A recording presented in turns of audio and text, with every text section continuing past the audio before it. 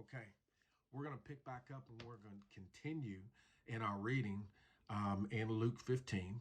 And this started with, I encourage you to go back and listen to the other video if you haven't heard it, because I want to really stick to the content at hand that we're dealing with.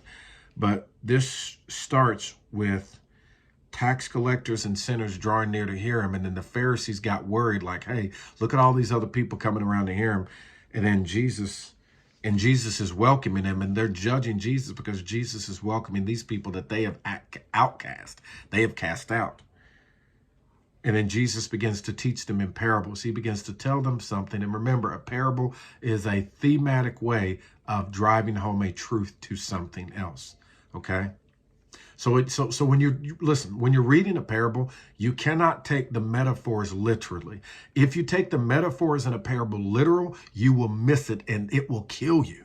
What do I mean by that? It's not going to bring any life to you. The very life that was meant to come out of the parable that Jesus is trying to tell you, you will miss it and make it literal, and literally like driving a stake through your heart.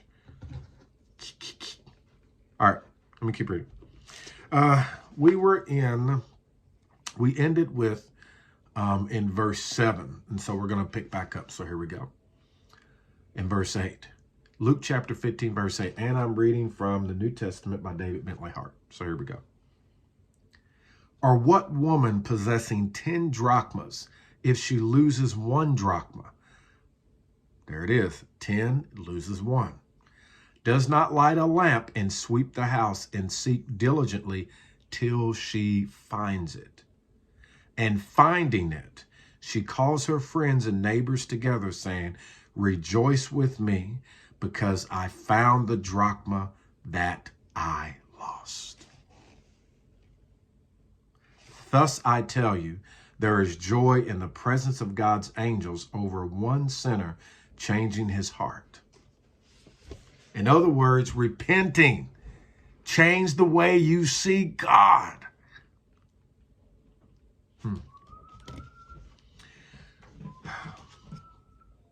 I'm beginning to get convinced that the lost ones that Jesus is referring to in here isn't necessarily maybe who we thought was lost.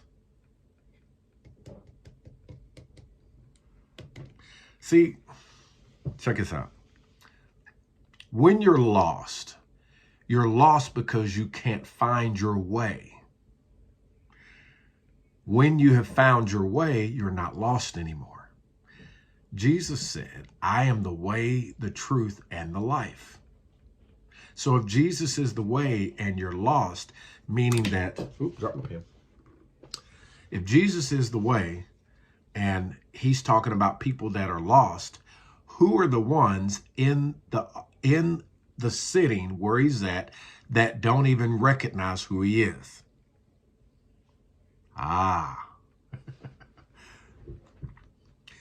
You know, hold on a minute. I got to share something with you, because this is blowing my mind, and I want you to see it too. All right, watch this.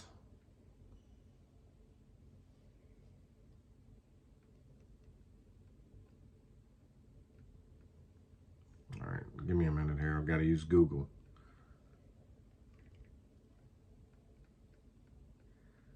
All right, here we go.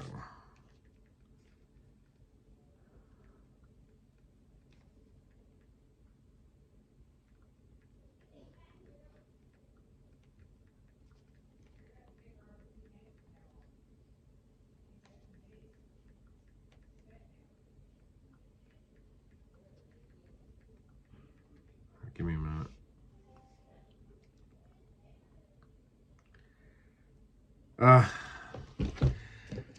Matthew 9. Let me try that. Bear with me. Bear with me. Matthew chapter 9. I think we got it. I hope we got it.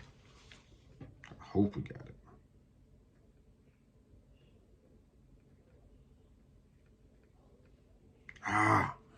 Okay, watch this. Matthew chapter 9, verse 11 says this. And when the Pharisees saw this, they said to his disciples, why does your teacher eat with tax collectors and sinners? But when he heard it, he said, Those who are well have no need of a physician, but those who are sick. Go and learn what this means. I desire mercy and not sacrifice, for I came not to call the righteous, but sinners. Sin means missing the mark. Those who have missed the mark, those who have missed the very identity of who they are. That one was good, but that one was not what I was looking for. And I'm pretty sure this is in John.